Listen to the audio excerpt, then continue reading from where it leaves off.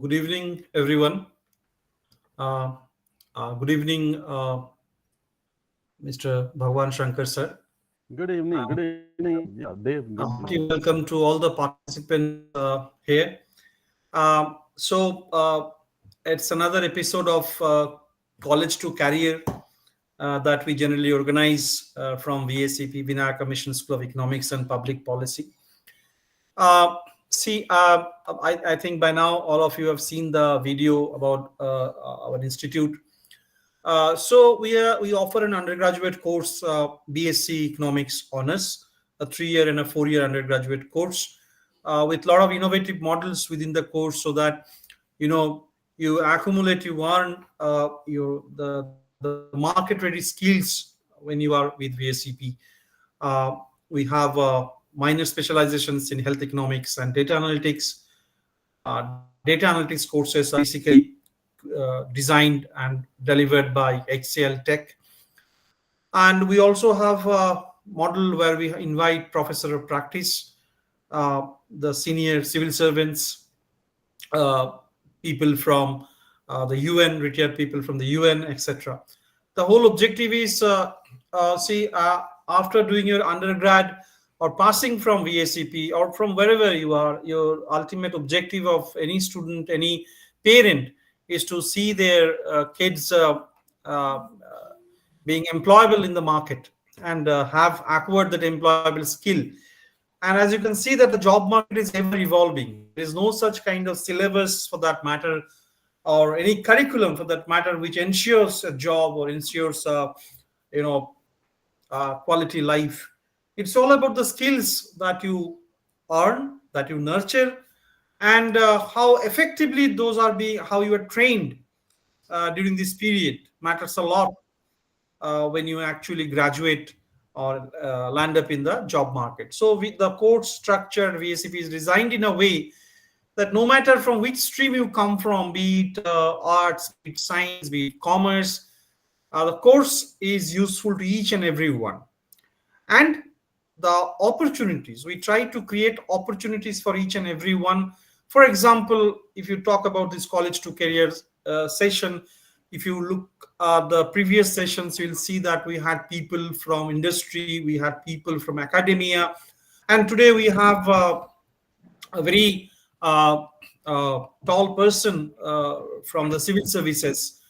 So the whole objective is that some one of you will be in the government sector, some of you might be in the private sector, some of you might opt as be an entrepreneur in the days ahead, and some of you might be willing to sit for the civil services examination, be it the UPSC or the state civil services. So at VACP, we keep options for everyone, and especially today, the session that we have organized here is with one of our professor of practice.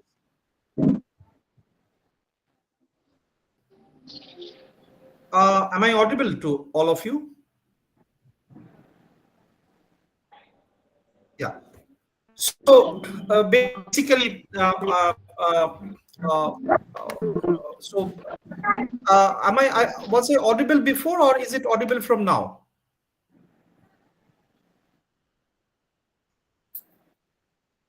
Okay, great. So thanks. So basically, the idea that we follow at VACP is that we invite these people, and we have a culture, or we have designed the course in a way that we plug each of the students to mentors. For example, if you are aspiring for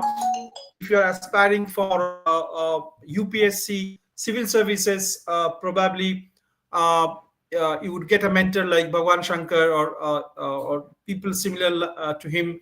If you're opting for data analytics, probably you will get mentors from the corporates. If you're opting for academics, probably you'll have mentor from the academia. So this is how the course is designed. So the college to career session is designed in a way that we talk to people who could have opted or for different path in their career, but they chose to do what they have done, or what they are doing. So what was the path, how was the journey, and how exactly what was the preparation for this journey is something that we discuss here, and we keep ample time. It's not a monologue, it's not a PPT, it's not a webinar for that matter. It's a cross learning session, and we keep most of the time open for the floor to interact with the speaker and get the best benefit from these whatever time we have. So today we are really fortunate to have Mr. Bhagwan Shankar with us. I quickly share my screen with all of you so that I can introduce properly, and you also have a uh, you also have a idea about the speaker for the day. So today the speaker for the day is Mr. Bhagwan Shankar, and he is a retired IAS officer. But more than that, what is important here is that the kind of academic background he has. As you can see, that he is a pass out from the Indian Institute of Technology, Kanpur, and he is an alumnus of distinguished management institutes. He's currently one of the independent external monitors for Hindustan Petroleum, advisor to the Central Association of Private Security Industries. He was the additional chief secretary of the government of Sikkim. He was the principal secretary with the government of Sikkim. He was joint secretary of the government of India, the Ministry of Home Affairs, and there are many other areas or departments that he has handled throughout his illustrious career. So today we are really fortunate to have him with us, and he, as I said, he is a part of VACP, and he delivers lectures on certain courses like governance, ethics, public administration, and alike in person at VACP. So in case some of you join VACP in future, he'll be you will meet him. You'll have the option to meet him personally. And we also have a lot of other similar kind of senior civil servants who tries to mentor, who exactly mentors our students and all of us at VACP. So without any further delay, let me welcome Bhagwan Shankar sir formally to this forum. Welcome, sir, and thank you for giving some time today. Are you there, sir? Or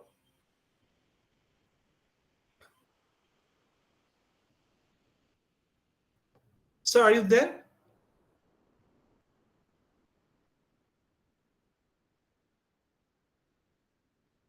Okay. So in the meantime, with the speaker joins, can we have a quick? Yeah, we have. Dave, yeah, there We is some have. glitch. Okay, sorry, some glitch somewhere. That's okay. That's okay. Yeah, am So, I sir, we audible? have Yeah, almost 90 participants today, and the number is rising.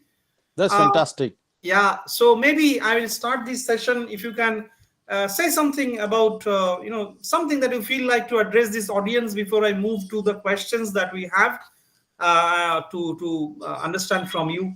So over to you. Yes, thanks, Dave. It's really, I'm very happy that you have organized this session, which relates to career of the budding graduates, undergraduates, and maybe those who have higher qualifications. And the topic you have chosen is really wonderful. I mean, this is something which I have lived all through my life, service life. So it will be indeed a pleasure sharing my experience, my knowledge, my insight with all of you. Definitely. Thank you. Okay. Yeah.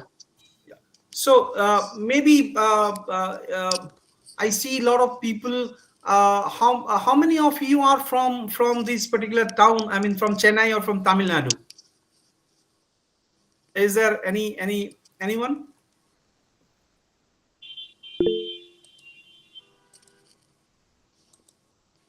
Oh, great. So, sir, before we to start, so I see a lot of people from the state, and of course there are many from other parts of India. So maybe I will start with asking a question to you. Uh, Right. when you look back on your career, Correct. What personal qualities do you believe are most critical, not just for cracking the UPSC examination, but for sustaining a meaningful and ethical career in the civil service? Right. This is the most important part, actually. When you think of writing civil service and you aspire to be a civil servant, so I'll say that firstly, you got to be definitely hardworking, brilliant, and which all leads to what is called confidence building. You need self-confidence. That is the first thing. That you are sure of yourself wherever you are, whether it's going to write the exam, clearing it, or you get posted and then you get posted to different places, assignments all through your career as a civil servant. So confidence is the first thing which needs to be there. And when we talk of confidence, what is required is that you don't come just like that. You have to be definitely sincere, hardworking, the kind of lifestyle you have. All these things constitute in ensuring that you have confidence in yourself. You have to be thorough with rules, regulation, laws, and essentially you have to try to be a role model for everything, because only then confidence will come that you can lead a team, you can carry on an assignment that has been given to you effectively. So I'll say that confidence building, confidence is the first thing right from beginning, that you are sure of yourself, whether it's writing exam, initial stage, or interviews, or way forward in your career. So that is one. Second, of course, is the, I'll say, integrity in all its terms. Your personal integrity, not only what is generally perceived as financial integrity, your conduct itself. Conduct has to be a kind of role model. Firstly, it should be, there are conduct rules for civil servants. So you have to ensure that you are aligned with those conduct rules and there is no case of any violation, because see, you have made one out of millions of cases and you have a lot of power and authority wherever you get posted. So people look up to you, not only for services or the assignment that has been given to you. You are a kind of role model in the Indian society, considering the background of civil service from British days to independent India and even now. Civil services, particularly the topmost civil services, are respected. They are looked at with a lot of expectations. So the integrity part, which is a very big concept, I'll just briefly say that your conduct should be such which is above board, which people look up to you and respect you. And that conduct will only ensure that you have position, your commanding position. Only then you can lead the team. So that is important. That is integrity. Third, equally important is the team building. Of course, this team building will come only when you get into service. You are given a job, you lead a team. But while writing the exam and passing through all those stages, 2, 3 stages, preliminary, main, interview, etc., there, of course, this may not be required so much, but two things are important in the initial stage. That is confidence building, having confidence in yourself, your conduct, being a sincere man, a good man in a way, will definitely ensure that you cross the muster and you are in a position to perform properly. So these are the most important ingredients of civil service, whether it's the beginning or during the career. Great. Right. So maybe in this regard, any of the participants wants to ask any question in this line to Bhagwan Shankar sir, please feel free. Let's make it more inclusive so that each one gets a fair chance of interacting with him. Yeah. Anyone wants to ask a question, please switch on your camera or just raise the question that you want to clarify. Yeah. Yeah. Yes, Goldie, you want to ask a question? Anyone from the floor? In this regard, do you have any question to ask?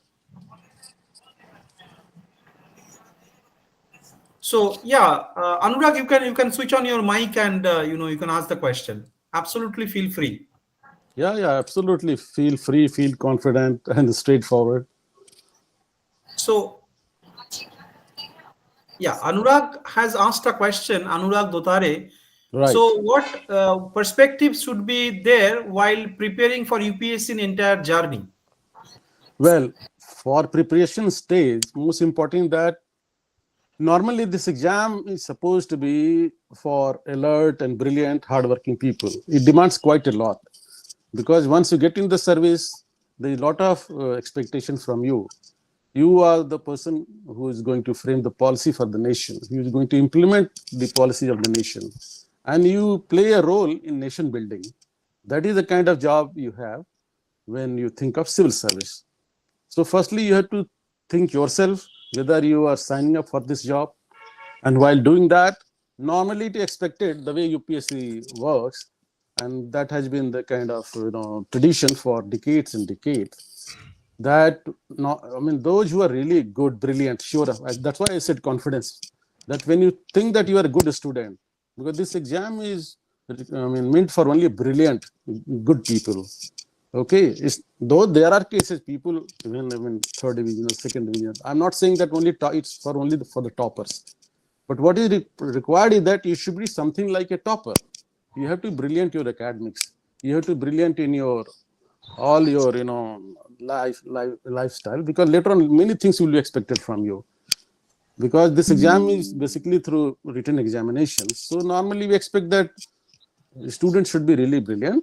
I mean, top 20, 30%. But there have been cases, maybe through many other channels. Let's say, because brilliance is not a one-time thing. One can turn brilliant later on. I mean, I'm not a votary of coaching institution, but idea is that it has to be kind of hard work. If you are a second division or third division, for example, it doesn't mean that you can't think of civil service. You can, but then you have to pull up your socks. You have to work very hard so that you really come up to the top levels. You have to compete with best of best in the country, no matter which branch you are having, whether engineering, medicine, because civil service is open for almost all the branches, literature. So what is required is that you have to have that confident kind of mindset that you are really going to be the top level, even if you are not today at the top level.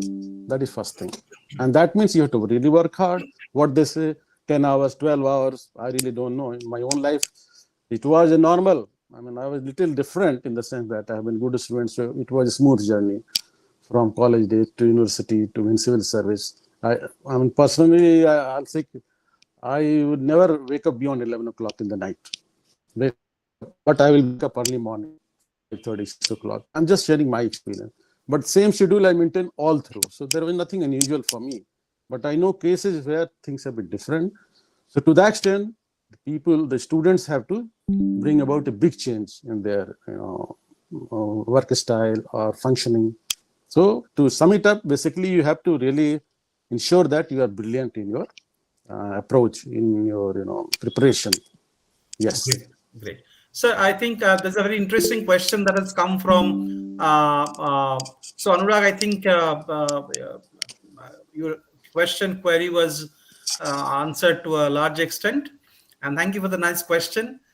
There's another observation from that has come from A. Madhukar, and he is asking that, sir, as an aspirant, we Right. will be highly motivated always that Right. we should contribute our maximum best for the nation. But I often see civil servants start stating ground reality is far different from theory, what we study, due to several issues like political pressure, uncertainties, etc. Want to hear in your words in this regard, sir. Okay, so Madhukar, exactly this is the point from where I would like to ask my next question to sir. It's a very interesting thing, and thanks for giving me the cue. Right. Well, as you all know, that sir was an additional chief secretary to the government of Sikkim for a long time. And sir, I'd like to know from you, and we all would like to know Right. that in your tenure as an additional chief secretary in Sikkim, how did regional priorities shape your approach to policy implementation? And what lessons can future officers draw about balancing national directives with local realities? I think this is something that would be interesting to answer Madhukar's question with some ground realities, live examples. Over to Exactly. you. Yeah. Yes. I will answer both the components. I understand. One is that as a civil servant, when you move forward in the field, from small towns to cities, state capital to national capital in different roles, and how what kind of ecosystem you get and how you get moving. So that is one. Secondly, of course, how to take into account the local conditions wherever you are posted. So I'll answer both the things, giving you examples to the extent possible. So see, I mean, ours is a very diverse country. Okay, it's not a small country; it's a very big country having diversity on different fronts. Regional differences would be there. There will be all kinds of people, as you know, that caste, communities, religion. One of the most complex systems we have in our country. It's a blessing also, but at the same time, it's a challenge also. So those things will come, but my experience say that it should not deter you. There is absolutely no problem in working. I mean, I have had at least 25 assignments over a period of 37 years, averaging 2 years, 1 year to sometimes 5 years tenures. And having posted in Sikkim, you can imagine a small state in northeastern India, having a small population of 2011 census 6 lakhs. Then I moved to UP, having population of 20 crores that time. Today it might be 25 crores. So many districts. Sikkim had 4 districts, UP has got 70 districts, and a very complex state. So I moved from a small to very big, simple to complicated. Then I moved over to Government of India, central government, served in different ministry, home ministry, food ministry, culture ministry. But it really didn't bother me in a sense, because the art of administration remain more or less same. And this, all those components which I had initially mentioned, that you should be sure of yourself, that you can do it. And building the team and maintaining integrity, conduct. If these 3 things are there, no matter whether you are in UP, Tamil Nadu, as a bureaucrat, as a civil servant, you will do well. And there, even the politicians who keep changing time to time, because as a civil servant, you are there in a regular position for a long time. You are there in for a long inning. Everybody normally has a 30-year plus inning.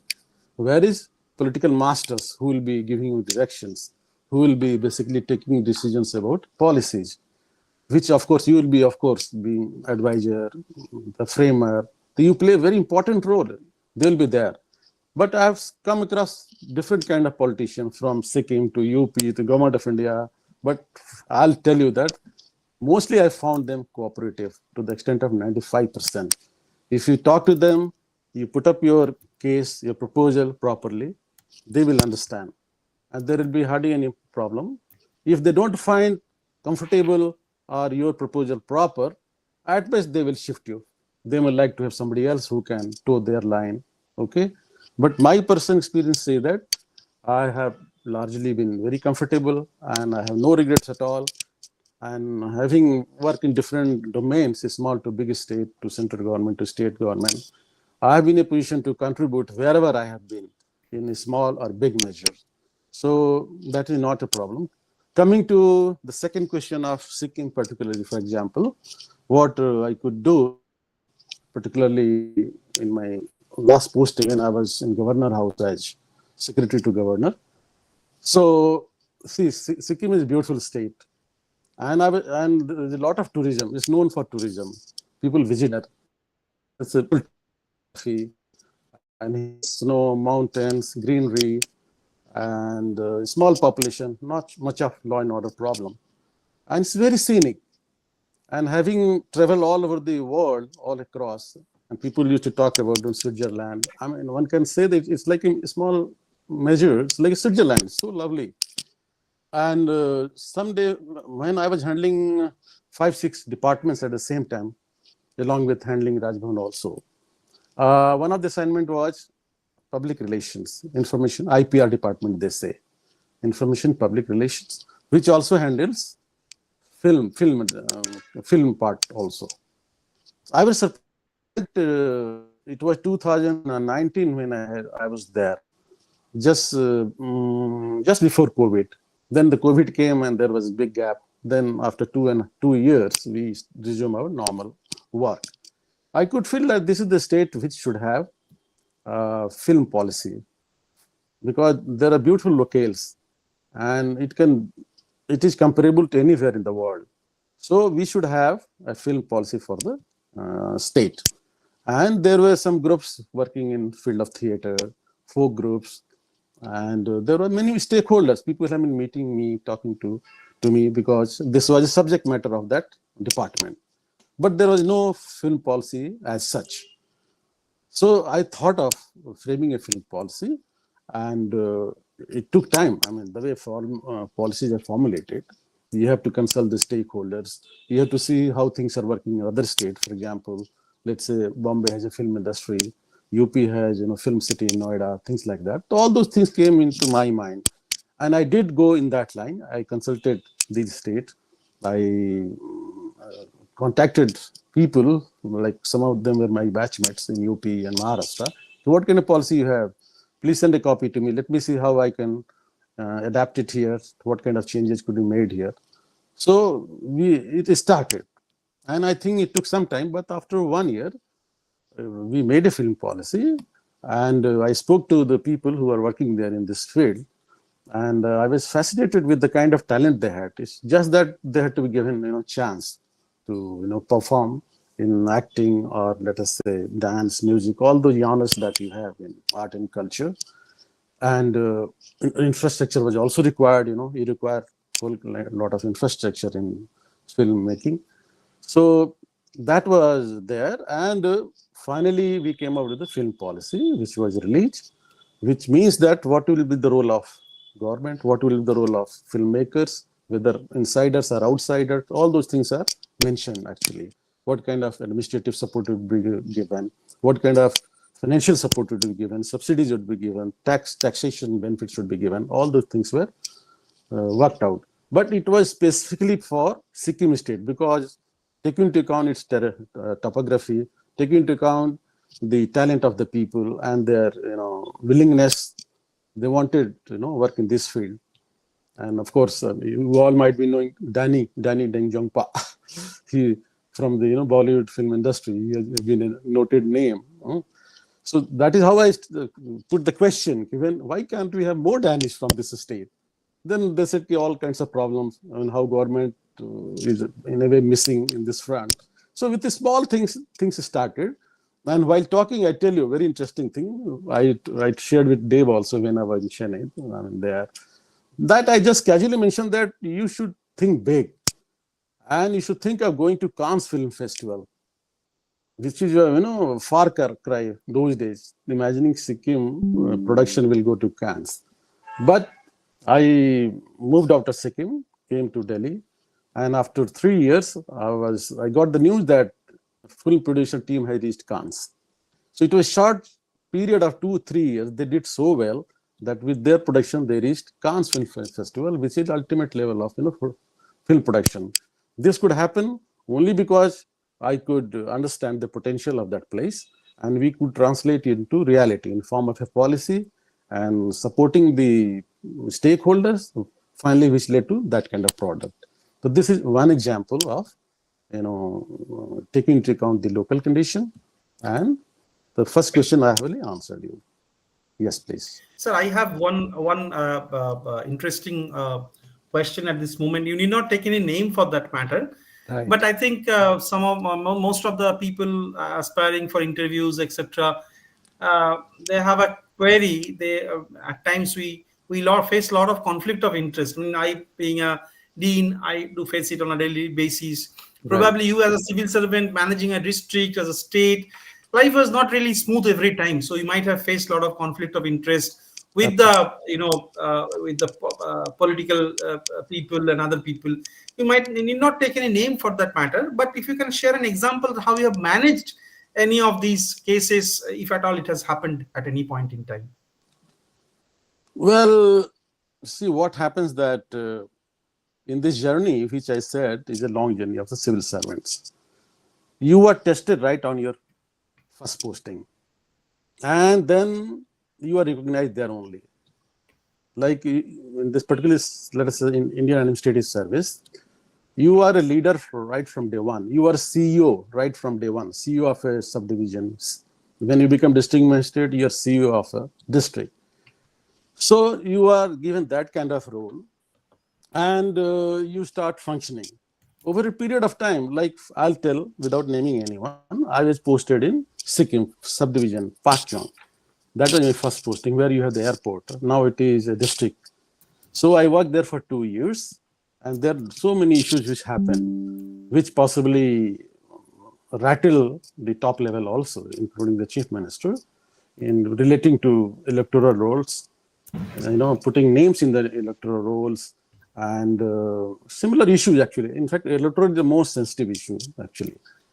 But and I did what is required as per law.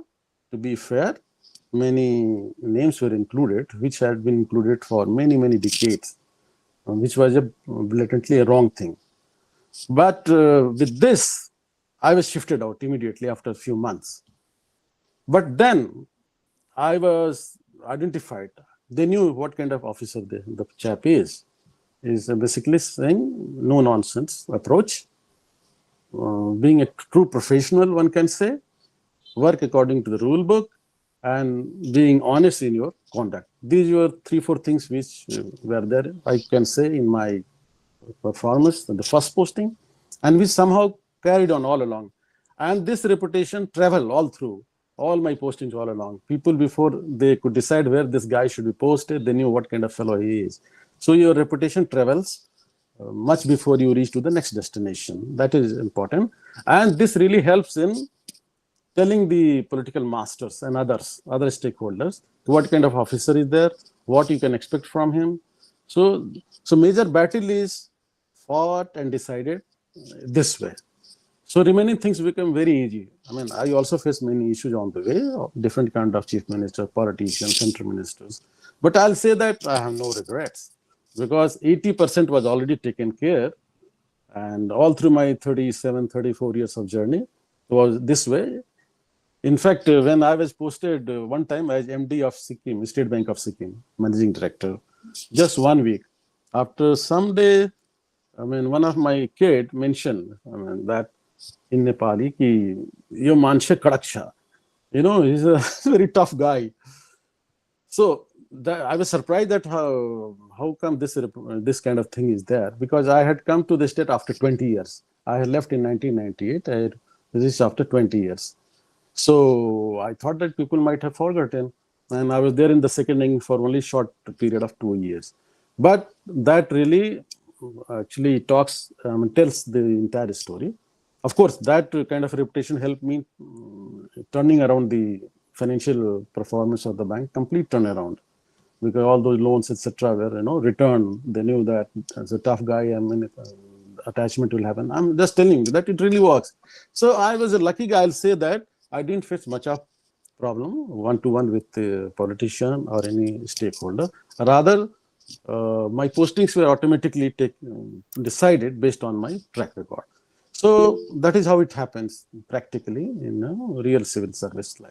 If you are not making yourself amenable, I'll say that if you are not making yourself amenable, that people can use you or bother you, you will not be bothered.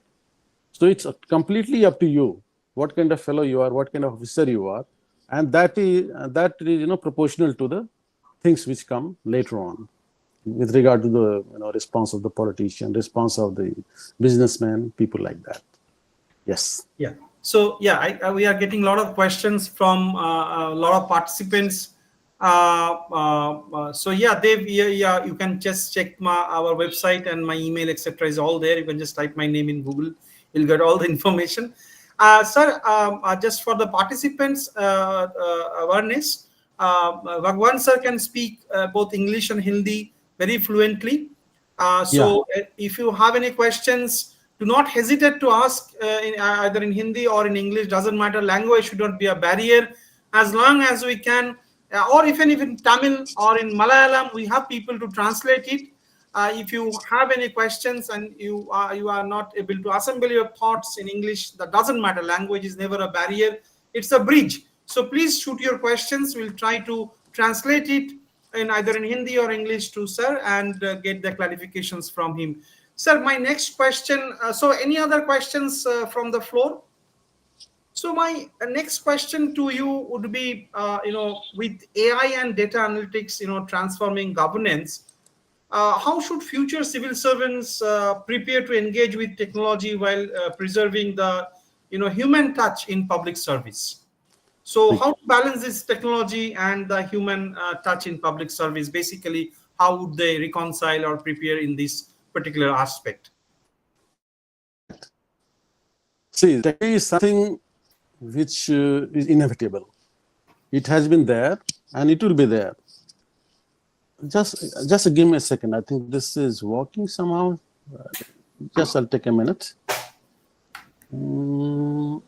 Switch here. Problem.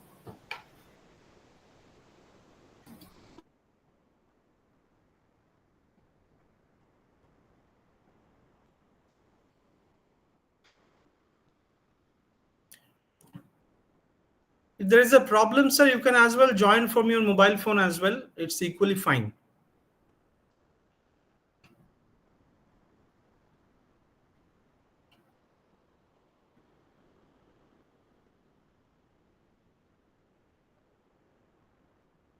Yeah, Dev, we have taken. Uh, Dev, am I audible now? yes, yes, yes, you are. Okay, sorry for the disruption. There was some systemic problem.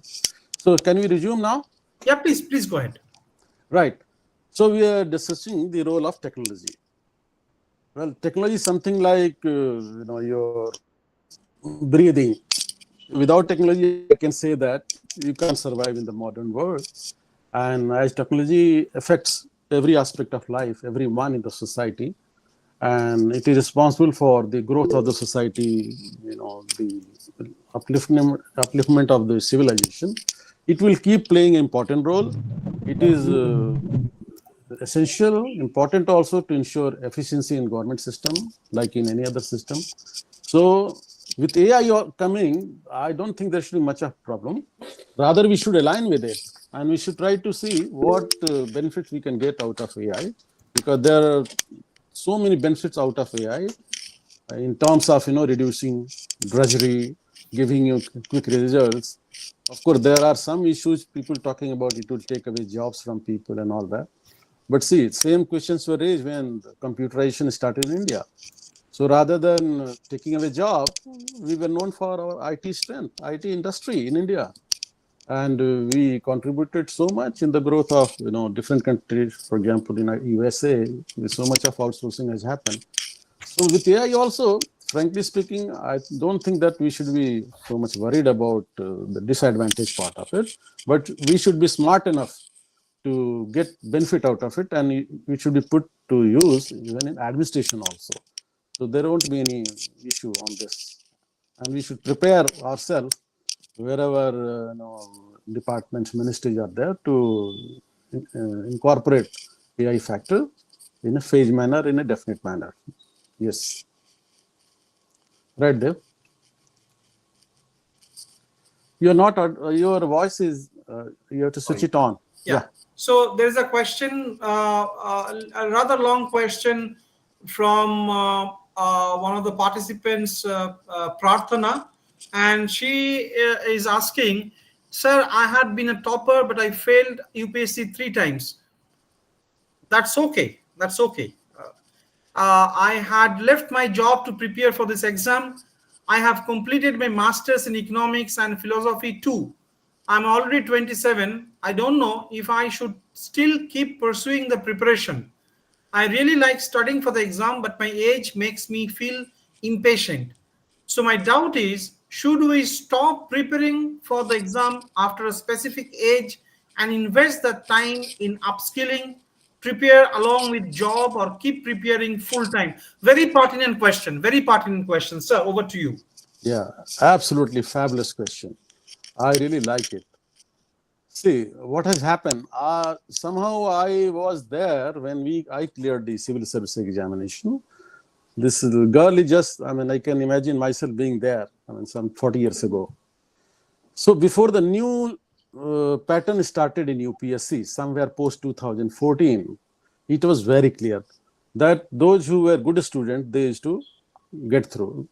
in 1, 2, 3 attempts. In fact, I remember our times only 3 attempts there maximum. I got through, of course, in the first attempt, and also I wrote again to improve the service. I got through, and generally that has been the pattern that those who have been good students, they normally used to get through.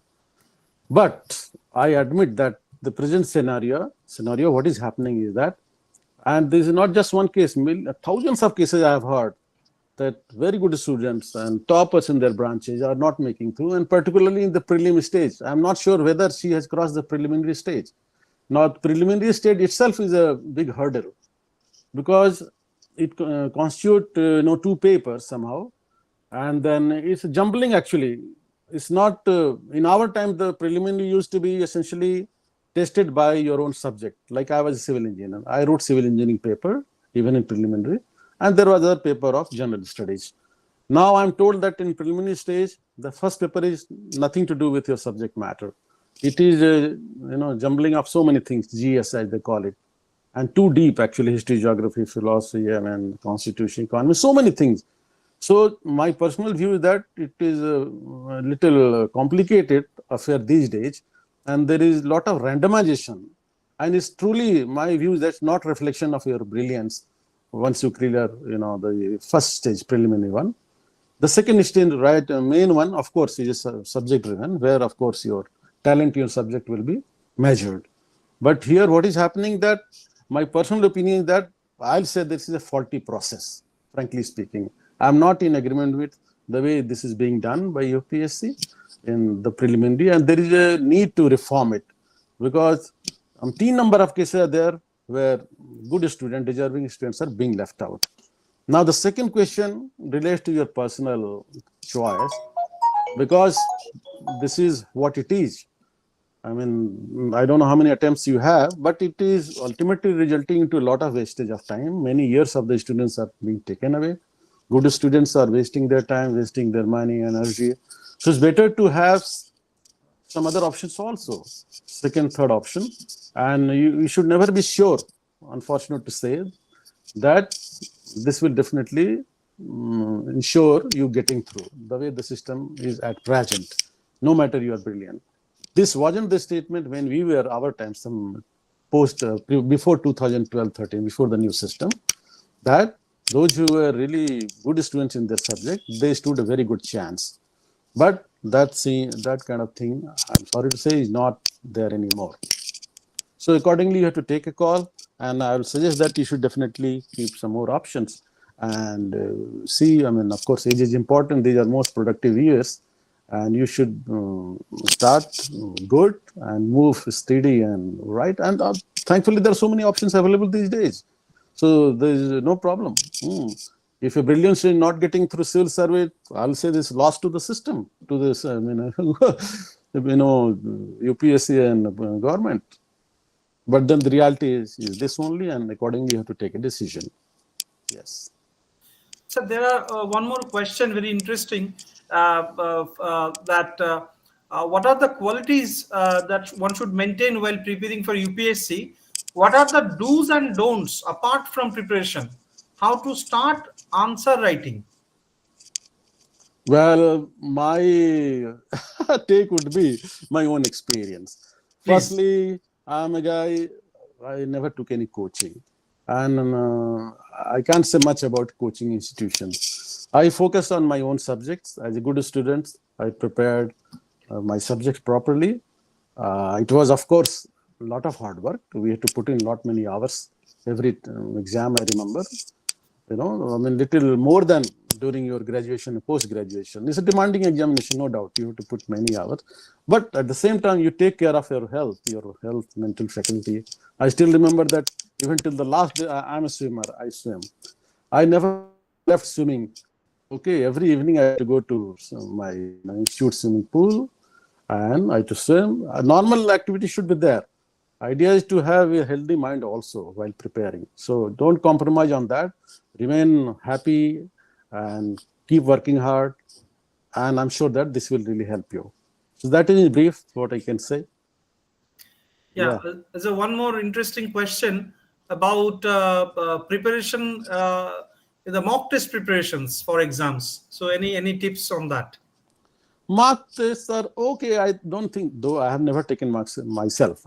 So I straight away, all these things don't apply to me. But I'm not against mock tests. If you have time, if you have energy, do take mock tests. They really help you. Some kind of, this exercise ultimately will help. But depends what extent you are ready for it, to extent you can shell your money out, and how much time you have. But I feel that mock test should be okay, but not too many, I guess, depending on your requirement, to what extent confident you are. I did no mock test, but I'm not in favor of not doing mock test. I'll say that do mock test, it's fine. But don't perhaps overdo it with all individual decision, actually. Yes. Sir, at times we hear from many people about group studies, about some certain subjects which are scoring, certain subjects which are not scoring. So all these things we keep on hearing. But is this really the case that there are certain subjects which where if you opt for those, you will have a good score, and certain subjects, if you opt for them, you might not have a good score?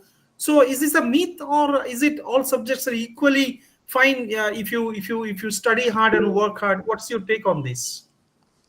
Well, subjects, well, it's not that straight. You are right. I agree.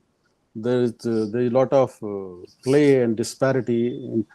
See, our times, the basic concept was that those who are at the top in all the branches, it's like the cream to be taken away. The best in the philosophy, best in the history, best in electrical engineering, best in the subject, civil engineering should be picked up. That was what we felt during our times. In a group, let's say, group of course, group study to some extent may help, but not a very big group, because you do require some social life and sharing notes, sharing ideas as a student. I recall my student age. So I had a group of 3, 4, 5, students like me, but it was not I don't think we studied together in a way. Of course, we studied in our rooms. We used to go to mess. We used to have, lunch, dinner, and all that. We used to share notes, ideas, serious, non-serious moments. All those things were there. So that is how the position is about the group, because I largely believed in individual working, but getting ideas from the similar groups. But second was the question of subject. That disparity has been there since ages, and even now. So people used to, in fact, I'm an engineer. I did engineering. Many of my engineering students, they took art subjects, sociology, political science. I cleared through my own civil engineering and mathematics, the very hardcore, tough nuts. But I am aware that many of my colleagues, my batchmates who passed out together with me, they took other subjects. So, and there has been, it is true also, in the UPSC's priority, to my understanding, nothing authentic, there have been variations. Sometimes some subject is given priority. I remember in my batch, 1988, when I reached Missouri Academy after selection, I saw that IIT Kanpur, I passed out from IIT Kanpur. And please note it, it's very important. So IIT Kanpur always people used to get selected through electrical engineering, invariably. There is some reason, I don't have time to tell, but electrical engineering was the most popular thing. Students used to get selected. Now, in the year I got selected, there was not a single guy from electrical engineering, and we are all civil engineers.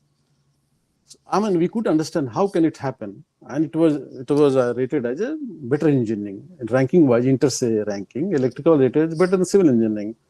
So this is a phenomena. Even I am not in a position to tell anything about it, but those things will happen time to time. But whichever subject you take, keep trends. I think it keeps changing. Year to year. Sometimes you'll see those variations. So best is to go by your friends, what is popular, not popular, but your own comfort, your own confidence is more important. How you do well in that paper, in that subject is more important. Whether you can handle sociology better, you can handle political science better, you can handle engineering better, mathematics better. It should be depending on your ability to do it. And then the subjects are, of course, different.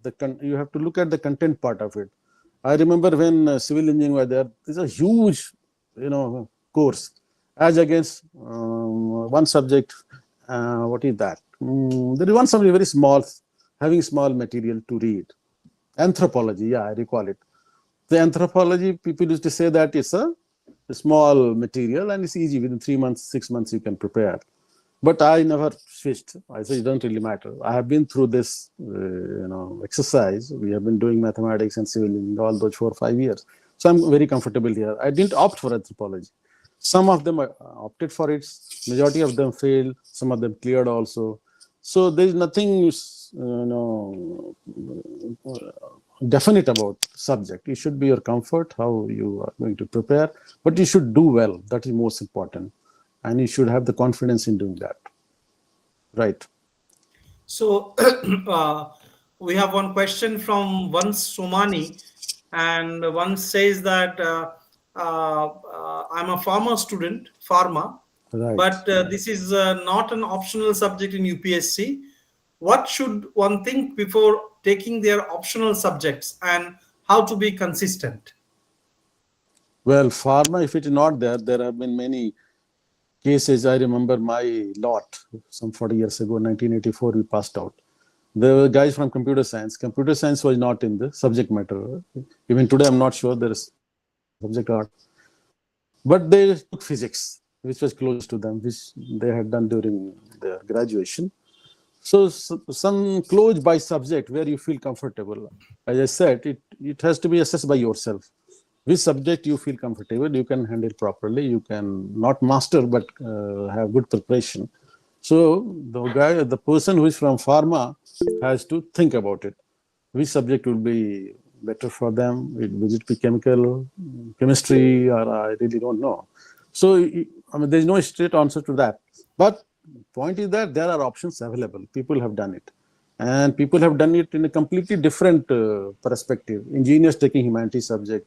Of course, other way around I have not seen. Humanities not engineering.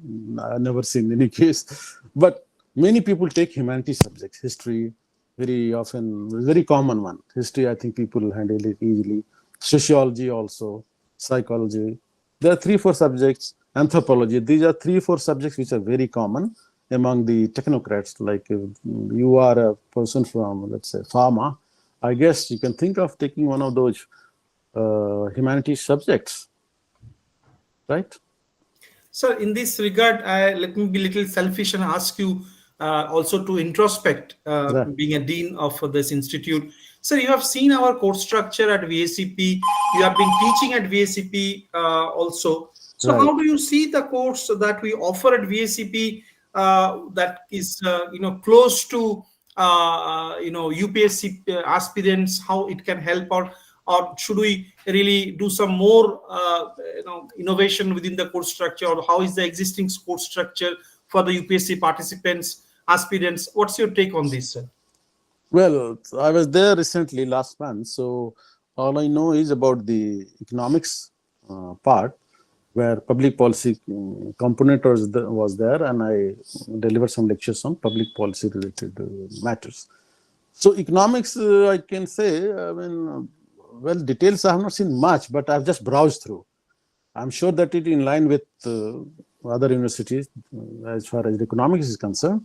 And economics has been again important and popular subject along with political science as far as humanities is concerned. And there have been a good number of cases where people have cracked through economics also. So best would be to see how whether you are in line with the major universities like DU, JNU, or yourself from JNU. So, and not many students have been clearing it from JNU, DU with economics background. Other subjects I have to see. I mean, I have not seen So, how much. about the subjects that you are offering at VACP, like the governance, ethics, the public policy? How Ah. about those courses? Well, these courses will definitely help in, for example, I suppose, general studies. It will help in a major way in general studies. The component of public policy, I think, will really help in a major way in public, the GS subject. Economics, I'm not sure whether the UPSC syllabus has got that component of public policy in economics. It's better to see the syllabus of UPSC, which they have Correct. prescribed for writing this exam with Correct. economics. So you should align with that. Yeah. And I think public policy either will be here or in political science somewhere. Right. No, Yeah. we So do we do have those options right, for choice-based elective courses wherein right, students can opt for those subjects which they, we have foreign language, we have several other courses like that. So right. yeah, I would request all of you to kindly visit the website and check the course structure, and let us know if we can be of any support, any help to any of you. More than happy to help. So Yeah. I have one question from Arpita, and actually my next question was in line with Arpita's question, but let me read Arpita's question first. Arpita says, "Sir, I'd like to humbly put across this question. Kindly address this with your most revered experience. Looking Right, at the recent news, IAS officers who have been selected in the past 10 years are becoming headlines with respect to bribery and malpractice in UPSC exam itself. How fair is it for a candidate who has given ethics and integrity as GS4 a dedicated paper during the selection process to set such benchmark? Should UPSC reconsider some SOPs? What are your views?" So, in line with this, I think the question we have with us for today for Sir. Maybe let me refine this a little bit right. and put it to you. So, these days we see that many civil servants or many IAS or officers take IAS as a path to power. Basically, if I can summarize what Arpita was saying. Right. So, how do you define the ethical responsibility of a civil servant in today's fast changing and often in a polarized society? What's your view on this? Or do you Yes. feel like any changes in the SOPs, etc.? Yeah. Well, it relates to ethical behavior and integrity part of uh, performance in civil service, and these are the reflections which society is getting in few cases. I'll still say that uh, it's not proper to generalize. There are, I mean, if there are 10 cases of aberration Absolutely, where absolutely. there have been cases of corruption, people have been caught red-handed or put behind the bar, there has been action against them, suspended. And I tell you, this has been there, I mean, right from the beginning, last 30, 40 years. It's not that there has been no case of misconduct by officers, as it happens in any field, whether Yeah, in yeah, yeah, army, of course, it of course. happens, either in academics or in medicine, everywhere. But it's noticed because, as I said, as a civil servant, you are noticed. You are in public life more prominently than a, let's say, academician or a doctor or anyone. Correct. So to that extent, the visibility is very high. And I do agree that it's very unfortunate that in early years, I mean, there have been cases where in probation period, probation means you are not even confirmed whether you will be fit for the service. There have been cases of misconduct, corruption, etc., which is really unfortunate. So, but see, there are two things I'll say. That if you are engaged in misconduct, you will pay for it. There are Correct. rules for it. Absolutely. There are laws for it. As it applies to anybody in the society who commits crime, you also will be brought to justice. You have to pay for it, and there have been punishments given time to time. Just that it gives a very bad picture about civil service, which society public has high expectations, Yeah. because you are a role Generalization may not be a good idea. Absolutely. generation. Absolutely. Generation may not be right, because there are ways to fix it if something is going wrong. So not to dishearten, this kind of things will be there. But as regards checks and how to ensure that this kind of thing is controlled or is not there at all, I'll say that it should start from beginning itself, the recruitment level itself. Of course, I can say only that UPSC, the way they are inducting people, I know that there is a thing called psychological test also in example, defense services and others, or many more sensitive assignment, people are subjected to psychological tests. So whether it should be required to be done for civil servants or not is something needs to be debated first before a policy decision taken. Because we want definitely right people in civil service with high ethical standards. Their nature, of course, plays a very important role.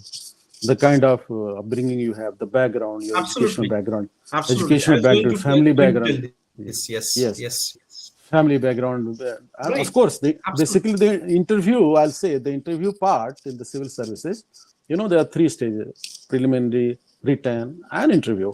So this interview particularly is not to test your academic knowledge. This is assessment of your personality. And if personality is properly assessed, many things can be taken care. If UPSC is selecting right kind of people who have high quotient of integrity, and that depends on many factors: your background, the place, the education upbringing, the whole track record, because you are 21, 22 years to be earliest candidate. So there is some background available. Of course, later on there are police verification. I mean, that is more a formality than anything else. But there is definitely a need to have some more component in assessing people who are going to be recruited for civil service, so that we don't have such kind of cases which come to the fore, which puts the whole service, the whole nation to shame. So I don't say that there's nothing to be done. There is definitely a thing, something needs to be done. It should be discussed by those who are recruiting them, particularly EPS and the government. Of First, course. I first, mean, yeah. Yeah. Please. Please. yes. So there is a need for some reforms. And as far as fixing the responsibility concerned, there are laws, rules, there are agencies, as you know, CBI, Central Vigilance Commission, courts, all those things have been there and they are there. But idea is to fix it quickly, punish quickly, so that it serves as an example, so that those who think of indulging in some activities are deterred. So these are important components. Yeah, I think hurdles will be there. I mean, but those exceptions cannot be our idol. Exactly. We have to look at. There are ample. I can name. Endlessly. I know so many bureaucrats who are examples, who have set examples in their own way in reforming the system, in reforming the nation. Of course, Yes. Bhagwan Shankar sir is one of them. Of course, if we get time, we'll share some more stories from his career. I was fortunate to visit this in my office. Right. But yes, we should look at those people who have succeeded, who has a high Yes. morale, and leakages will be there, but we should not take them as a standard or as the common practice or generalize. Absolutely. I think one question has come from someone who is preparing for IAS, Divya Rajarathinam. So she says, I'm preparing for IES, it's Indian Economic Service, I guess. Right. Could you please give me suggestion to improve my answer writing? I think more Mr. Professor Dev should advise her as a professional, as an academician. Yeah.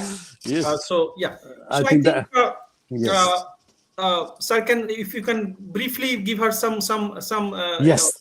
I can. I just suggest her as a candidate who is preparing for the examination that firstly you have to really master your subject in terms of getting help from wherever possible. Your library, books, best of books. Consult your peers, your friends, teachers like Professor Dev and others. I used to consult my professors whenever I had doubt, so that you prepare your economics material, all the subject matter, all the components really good. I remember that even for one question mathematics, I had to do a whole semester in IT Kanpur just to control one subject. Those days, 5 questions were to be answered. So I had to do one course, imagine 3 months, so that I could handle and control one question of mathematics. So, like that, you have to control your subject. Let's say if it is economics, you see what is there in the syllabus of UPSC, and each and every part of it you should go through thoroughly and see whether you have prepared properly. If there's anything missing, do move around, consult people, including teachers, go to library, and it should be top grade preparation for economic service. And good thing is that economic service, I guess, do they have preliminary? I'm not sure. Yeah. Okay, whatever it is, but then since it's a largely subject driven examination, I feel that is still a better system for recruitment than, let us say, for civil services, for IAS and IPS and all that, where they have to go through the preliminary, which is real, real juggle and real problem. Here, I suppose I'll rate it better. Yeah, I think uh, uh, yeah. So basically, people who are interested in economics or preparing for IAS or opted for courses like statistics or economics or like subject English, etc., for the civil services. Uh, from VSCP, we are starting a live class free of cost, and it's not a typical classroom or something that we'll be conducting. It's a kind of session where we'll talk about only the fundamentals, basic fundamentals, because it is the fundamentals which, if it is those things are clear, you can write any question, you can write any answer, you can crack any tough question, doesn't matter at what level it is. So we will target towards clearing those fundamentals. We'll have live classes, and we'll advertise it, and you can join. And and if you have certain things that you feel like that we should discuss during our classes, if you let us know beforehand, we will come prepared and discuss those particular portions or chapters or ideas during those online sessions. And it's completely free of cost. And there's something that VSCP is offering to the society, back to the society, and as per its larger objectives that we have. So my next question to you, sir, Right. is a very emotional question, rather. So could you share a moment in your career when a policy decision, no matter however small it is or however big it is, however tough it is, doesn't matter, had an unexpected and transformative impact on a particular community? Mhm. Any such experiences, if you can share with us something, an unexpected and transformative impact that had something during your career. Right. So I will share the example of having been posted as district collector of Sonbhadra district in UP, Uttar Pradesh. And this district was known as Naxal affected district. Naxalism, as it was there in the neighboring states, Madhya Pradesh bordering Sonbhadra, Bihar, Babua, and all that, those were areas which were severely affected by Naxalism. And Naxalism, as of course, creates a lot of trouble for the society. Firstly, because of underdevelopment, people take arms in their own hands, and then they refuse to accept the existence of the state, and many problems. Ultimately, it leads to violence, loss of life, property, and underdevelopment ultimately. So that was there. So I was posted there. I was there for roughly a year. I spent initial 2-3 months, but I kept in mind that something needs to be done. And well, I was told by some of the officers in our regular meetings, even the pressmen also, who used to come for regular briefings. Press, as you know, they keep coming to the chief of the district to know what all is happening with regard to district administration, the challenges, the problems which are there in district, and what are you doing about it. And this was a very big issue. So one of them put a question that, well, there is a far off district, far off village known as Basuhari, which no collector had courage or must done it till now, since the existence of this district. And it's a real challenge. Can you do it? Can you visit there? Because that is the hotbed of Naxal activities. I just listened quietly. I said, well, I'm new, let me understand the district and we'll try to help people, will try to solve the major problems of the district. And after 3 months, we decided to take it head on. And it was 3 months. 3 months means a lot of preparations were done in understanding the background. And the background was that, as you can understand, in those places where Naxalism is on rise, the services are paralyzed from government side. Ration would not be available to people. The schools will not be functioning. Teachers would not be there. Health services, doctors would not be there in primary health centers. And it is all in the control of the ultrage, those who, locals having guns and all that. And there is a lot of bad effect of that thing. So we made a preparation, and I decided that I'm going to be there. And it was a very difficult journey. I remember, early morning, 5 o'clock, with the team of the district officials, the superintendent of police, and all chiefs of the district, CMO, the district supply officer, forest officer, everyone. I was told that there could be violence, there could be gunshots and fires on the way because it was a long journey. And I tell you, once we started early morning, and it was difficult terrain, hilly, having rivers and all that. I remember crossing the river, in a boat, and the other side was the hill, having forest and all that. But we were fully prepared that if there is any violence clash, we'll take head on. And we moved there. Ultimately, we reached in the afternoon, 2 o'clock, and I reached to the village, which was most challenging. And I shared meal with the villagers. They were so happy to see district official, particularly district collector, first time in their life, nobody had visited. And we spent 2 3 hours.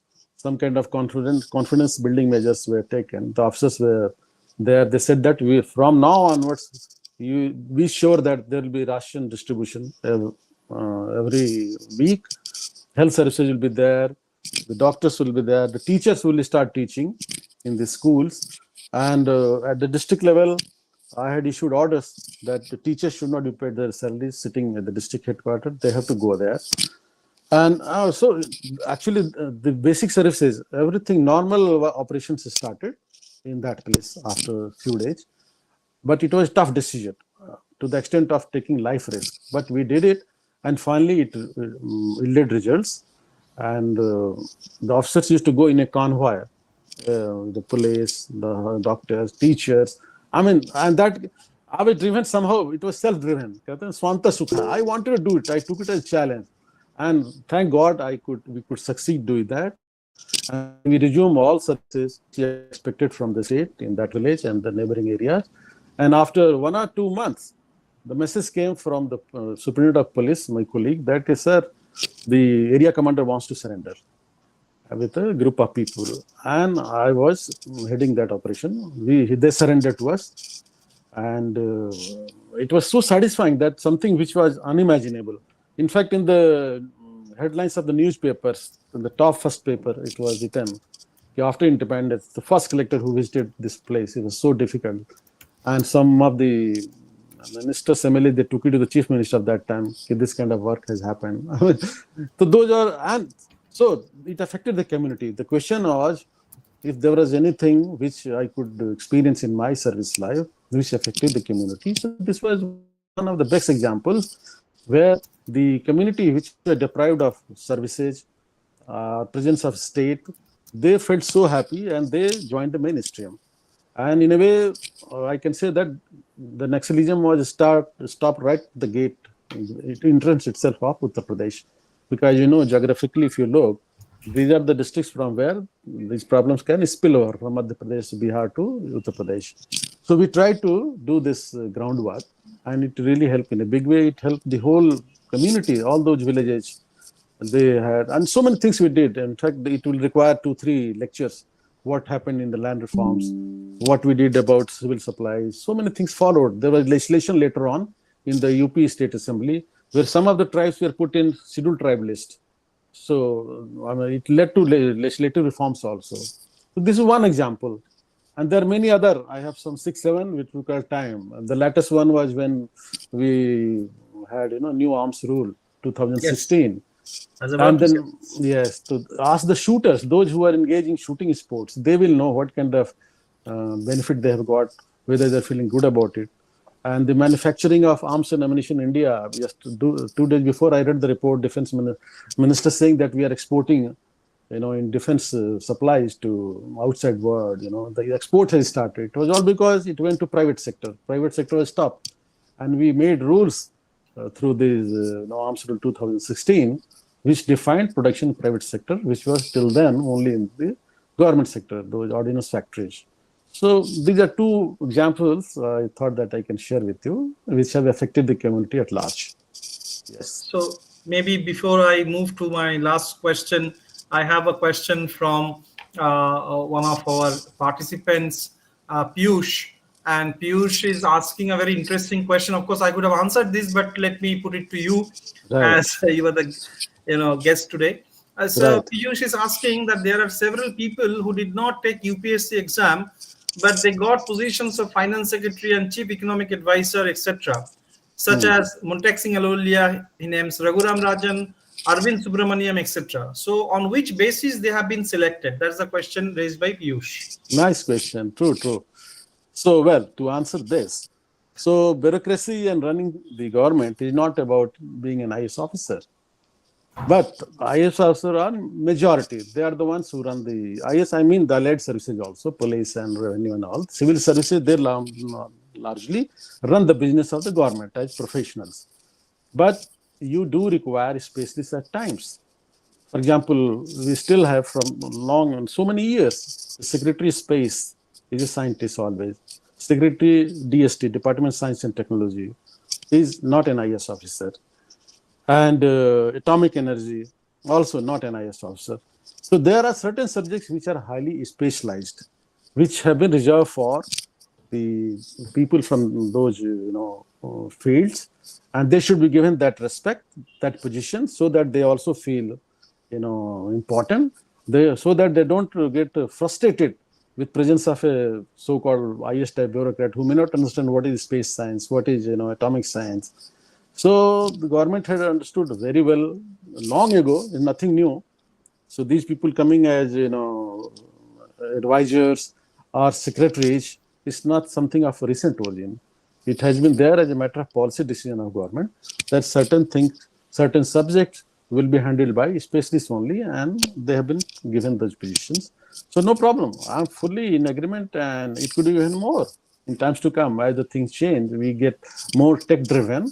We should, in fact, I'm an engineer. I used to say that as an ITN, I should have second to none. So, I mean, we respect everybody, but our engineers and doctors and professionals, including academicians, are to be given same respect by the society and people. So, one would not say that why IS and why scientists. There should be not much of difference as far as position and respect in society is concerned. It's all about the performance, how much you give to the society. That should be the criteria for respect and position in the society. Yes. So nothing unusual. Yeah, thanks. So maybe now I open the floor for any question. As of now, we were taking specific questions on specific aspects. But other than that, if you have any question that you want to ask Bhagwan Shankar ji, please feel free. You can type your question. You can switch on your mic. You can ask the question. Please hobby. I could read someone writing about asking about hobby. Please tell us what hobby in the interview if it's asked. Very interesting question. And so, what's your take on this, sir? Well, as regards hobby, see, take it this way: you're not studying all 24 hours. You're not only academics. You're not only student. You are something beyond a student also. Like I said, I love swimming, even the whole of my life. So some part of sport is there in my life. I can share with my. I used to love football. I used to play kabaddi. So apart from academics, there are many things which constitute life. So and they are known generally as hobby, whether you're reading novels, books, or I'm a singer. Let's say I sing songs. Some people have hobby as singing, classical, folk, or maybe light music, things like that. So hobby should be something you really enjoy. And everybody has some hobby. I don't say the nature is such that everybody is born with some innate ability, other than, if I can say, force kind of thing, that you are forced to study economics or political science or engineering or whatever. That is way to ensure that you get employment, jobs. Okay, but hobby of course plays a very major part in your life, in your service life, and later also, before that, after. So, like I'm a retired man now, but these hobbies are still there, and I love it. So listening to music or even singing. I sing Led Seraphi songs and things like that. I'm just giving an example. I love watching sports. I love watching theaters, plays, and all. And sports, for example, swimming. I said I love football. So this, and everybody has some liking or other. So that should be there, and you should be honest to that. See, many people I know, they just write that you should have a list of hobbies. then you'll be rated highly, or you'll be given more marks. No, nothing like that. Don't go by I that. think that was If precisely the question he's trying to ask. don't try to artificially put that, the thing, because that may create trouble to you. You may be put questions which you perhaps may not answer. You might have crammed through, Google and all that, but doesn't really help. You should be true to your hobby. If you don't have an hobby, so to say, which I don't, accept, you'll have something or other than academic. Don't write hobby. You can cross. I don't have any hobby. In fact, there was one case, one of my those days, when we are in a group, somebody written no hobby. We laughed at it. How can it happen that you have written no hobby, man? He said, no, I don't want questions from the, panel. They will put question and it will differ for me to answer. So that is in nutshell that whenever you write hobby, you should be clear what exactly you like, and you should know it. You should be in a position to answer it to the extent possible. Not that you are not supposed to answer every question. Okay. Great. So just be happy and confident. Yeah, it's always better and safe to be honest during the interview, and we Yes. should not take the people who are interviewing us that we Yes. can ride on them. It should not be the approach. Yeah. So honesty really pays, Yeah. Yeah. and pays you properly. So I think I see a lot of discussions about a Telegram group, but we do not have any Telegram group of VACP. We have Facebook, LinkedIn, and Insta platforms. So before I formally conclude this session, I would request if any of you have any other question that you want to clarify from Sir. Uh, uh, uh, okay, so Yeah. Go ahead. there's one question from Piyush, and Piyush is asking, I tried for UPSC and my chances have been exhausted. Currently, I am 36 years old, but I have qualified for SSC CGL, and currently I'm working for Ministry of External Affairs. Can I opt path for higher education for enhancing my position, or do something for policy making?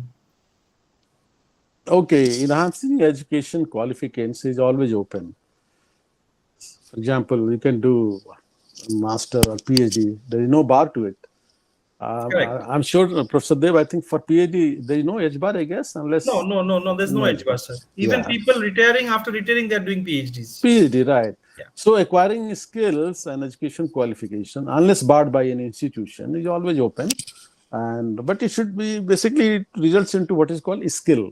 You should develop a skill, whether education Very qualification, important. anything else. A skill should be there. Like, I don't know, AI is there. One may think of doing some course, certificate course or diploma course or something in AI. Idea is to develop some ability which will help you in shifting from one job to another job. Suppose you're not happy with one job. Government, of course, is difficult. Many people don't opt out because perhaps they don't have option or they find it difficult to move out. But those who are outside government system, corporate and private, they keep shifting place to place, and they keep adding to their abilities, skills, and there are avenues to develop those skills. So that should be the way. Okay. Great. So I think we are almost at the end of this journey for today. Of course, we'll have more such sessions in the days ahead with several other topics relevant to you, your career, and all these things. So maybe, sir, any last word before we move to the photo session with you and keep a memory with Right. us. So any last Yes. words for the participants? Want to share any Okay. last words for the participants? Yes. So, well, I'm very happy taking this session and being part of this webinar. It has been quite good to get questions and very stimulating questions from many of you. And it has been a good experience for me. I've been happy to share my experience, impromptu, just like that. And I think I'll love this kind of session way forward. And all the best to all those who are in the civil service. Idea is just to reiterate and repeat that be self-confident, I say. Know what you have to do. Know the syllabus, prepare accordingly, do hard work, but take care of, be happy all the time. Even, I mean, don't take it as Absolutely. a drudgery or a punishment. It's not a punishment. Take it as a part of life. Yes. And if you Yes. don't succeed, place X, then move to place. So there should be other options always. Keep other Correct. option also all the time. Correct. Don't put, they say, all the eggs in the same basket. You Correct. should have option A. To that extent, you should be open and you should prepare yourself. And no disappointment, nothing. It's a kind of game. Sometimes it happens, you lose, sometimes you gain. Sometimes the rules itself are not very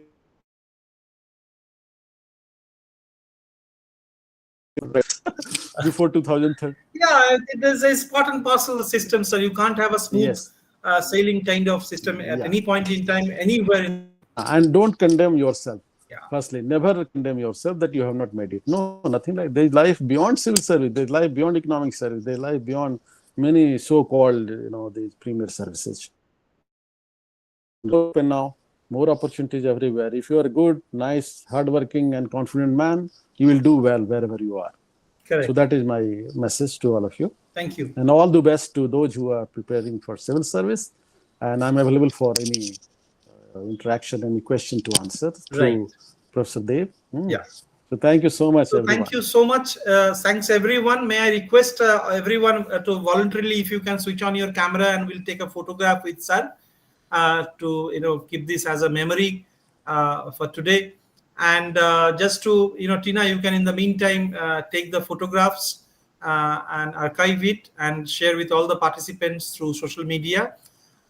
So on 27th of October, that means this Monday, we are organizing Dr. A. Shanmuga Sundaram annual oration. He is the founding chancellor of the Vinayaka Mission Research Foundation, deemed university. So, and the oration will be delivered by Professor C. Rangarajan, the former governor of the Reserve Bank of India. He was also the former chairman of the Economic Advisory Council of the Prime Minister of India. He's a Padma Vibhushan awardee. He was chancellor of many universities in the country. He was two-time parliamentarian. So, and he was one person who was the Reserve Bank of India governor when just globalization had started in the country in 1991. So he took as a governor in 1992. And he had immense contribution in shaping up the economy, in stabilizing the rupee. So he's a living legend in all senses. So we'll live stream the oration. So people who are interested, and it's a very interesting topic, he'll be speaking on Vikasit Bharat. And so please go through our website. It's all there, the details. Please look at it. If you want to attend it online, feel free to attend it through YouTube or any other social media channels where it will be live streamed. But I request all of you to participate and please benefit from all the efforts that we are trying to provide, we are trying to give for a better future. So thank you, Bhagwan Shankar sir, once again for being with us, sharing those very interesting suggestions, stories. I'm sure all of us has benefited. Anyone can attend, Piyush. Anyone can. It's open to all. Anyone can attend. There's no fee, nothing. You should have an internet connection and the link. That's all you require to attend the annual oration of Professor Rangarajan.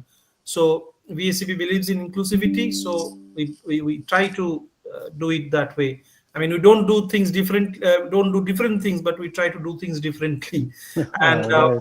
yeah, so sir has some experience when he comes here and visits us. Thank you. Thank all the participants for being with us, and thanks for the wonderful questions. Thanks to my colleagues at VACP for organizing and hours commitment. Hats off to all of you. And with all your support, we strive to build a better future for all of us. Thank you. Have a nice evening. Thank you so much. Thank you, Professor Dev, and everyone. Thank you so much. Pleasure. Thank you, sir. Thank you.